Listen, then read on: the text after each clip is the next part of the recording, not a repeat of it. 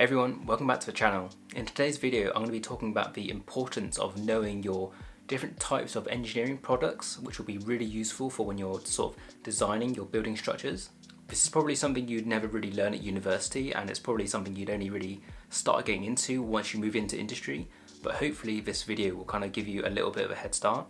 Every product will have a lot of different manufacturers and you don't need to know all of them.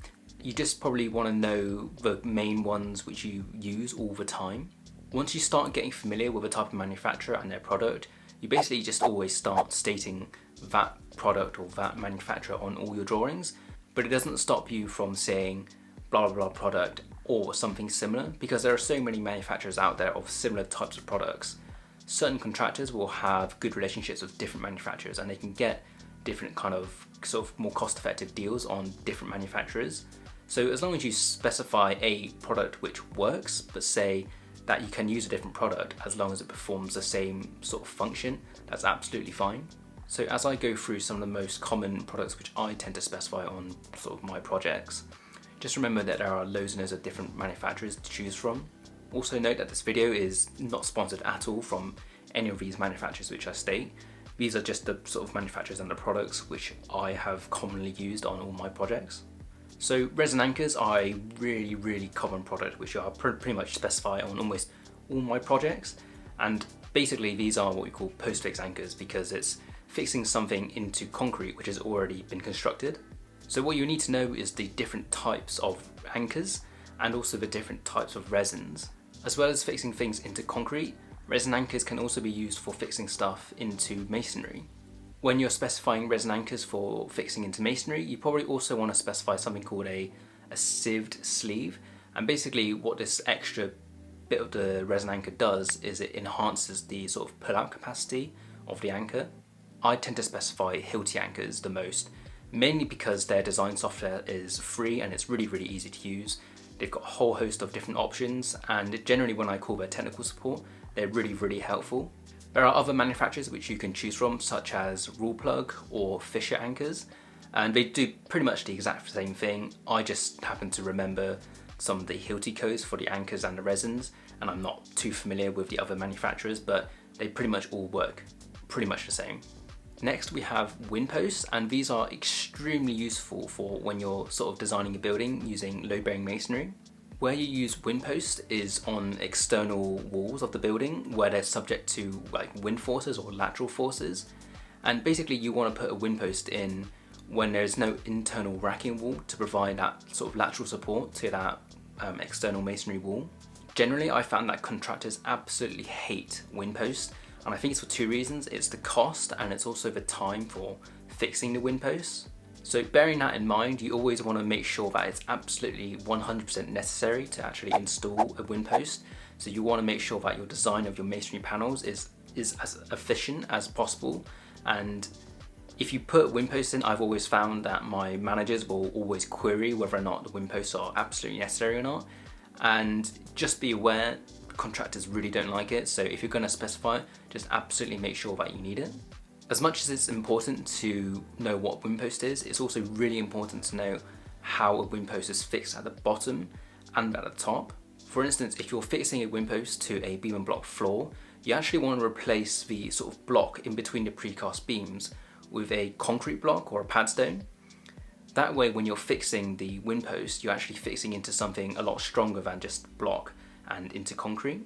An example for fixing the top of the windpost into sort of some timber floors, because the joists, you're never going to get them perfectly in line with the windpost, you want to make sure that you allow for some noggins at the head of the windpost for that fixing. Windposts will come in different shapes and sizes, and they can also be designed as cantilevers. I typically specify Ancon windposts because they've got an easy to read span table, and it's just Ancon's just a very reliable company to use. Alternatively, you can use a manufacturer called Wincro, but I'm sure there's plenty of other manufacturers to choose from. I've done a separate video on structural floor systems, so if you haven't seen it, go check it out. I'll put a link to the video in the description below. I'll do a really quick run through of some of the really common structural floor systems which I will specify. Precast concrete planks are very common and are very cost effective and a pretty lightweight solution for anything which is quite long span. I tend to specify Bison precast planks, mainly because their span tables are quite easy to use, but other manufacturers such as Forterra or Milbank will also do the same sort of thing. One thing to note and to be quite careful of is not every precast plank manufacturer will span the same capacity. Say for instance the Bison 150 plank can span 7.5 meters. The Milbank version might only span 7 meters. So when you're scheming, you need to be quite specific that you're specifying a Bison or similar, so that it doesn't come back and bite you in the ass when a contractor specifies something different. You want to give yourself a little bit of leeway just to be safe. Another really common floor system is a composite metal deck or a composite concrete slab, and this is essentially a concrete slab which is built off permanent formwork, and the permanent formwork is made from a stainless steel profiled sheet. I tend to specify Tata Steel's Confloor system. They come in different shapes and sizes, and they have different span capacities, but the Tata Steel span tables and their software is really easy to use, which is why I specify it quite often. Eco joists or posi joists are a really common structural floor system for residential homes. They're really good at minimizing the overall floor depth because it allows surfaces to go through the web, and because of the sort of steel truss system which they're kind of using, the span capacities are really good. I tend to specify a company called Merenbrook, but again, there are loads of other different manufacturers to choose from. Beam and block floors are really common solution for when you can't use a ground bearing slab and you need to use a suspended floor system. I avoid speccing these for anything other than the ground floor because I don't like the fact that you're lifting these precast beams and the sort of health and safety aspects of it. So that's why I only specify it for ground floor. I understand that you can specify it for superstructure floors, I just don't, and some other engineers do agree with me on that. Similar to precast planks, Milbank is a very common one which I always refer to, and again, loads of other different companies to choose from. So masonry support systems are used really frequently to support huge elevations of, say, brickwork. You'll be needing to use these kind of systems when there's a huge opening which a normal lintel can't support, or alternatively, you need to use these masonry support systems to break up the elevation of brickwork because, say, brickwork, you need to have horizontal movement joints at, I think, which is around 9 meters or roughly 3 stories. So this is why you need to put these masonry support systems in, because it breaks up the elevation and allows for the brickwork to move vertically. Even though to push the limit to 9 meters or every 3rd story to put these masonry support systems in, sometimes it's very often that you want to put these in every 2 stories because it reduces the load on the slab, because obviously supporting 3 stories of brickwork is a lot greater than supporting just 2 stories, and depending on your sort of design of the slab or the edge beam, that could make a really significant difference. It's really important that you understand how these masonry support systems are fixed to the structure. In concrete, it's not so bad. You do have to check for torsion, but say if it's put into the side of a slab, it's generally not too big of an issue. Where it is a bit more of an issue is fixing into steelwork. Basically, I think as soon as you see masonry support systems, you're going to be wanting to change that edge beam to a box section and not an I section because of the torsion, and basically as soon as you apply even a moderate amount of torsion to an I-beam, it's likely to buckle. I typically specify these support systems from Ancon, but alternatively Haufen do very similar types of products.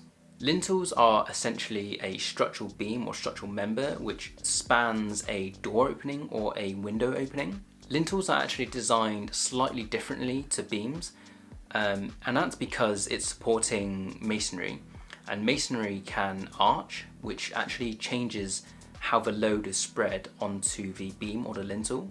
I'll be doing a design example of a lintel pretty soon, so please remember to like and subscribe and smash that notification bell to get notified for when I do upload that video. The most common types of lintels which I'll use are either precast concrete lintels or something called like cavity lintels or Catnic lintels. You actually hear the word Catnic quite a lot, and Catnic is actually just a manufacturer. They're probably the most recognizable manufacturer for these types of lintels, which is why you'll hear referred to as Catnic lintels. Precast lintels are cheap and easy to use, and you can buy them really easily from loads and loads of different kind of stores. but they can become quite heavy if their lengths are too long, which makes them hard to handle and lift into position. So that's just something to bear in mind when you're specifying these concrete lintels.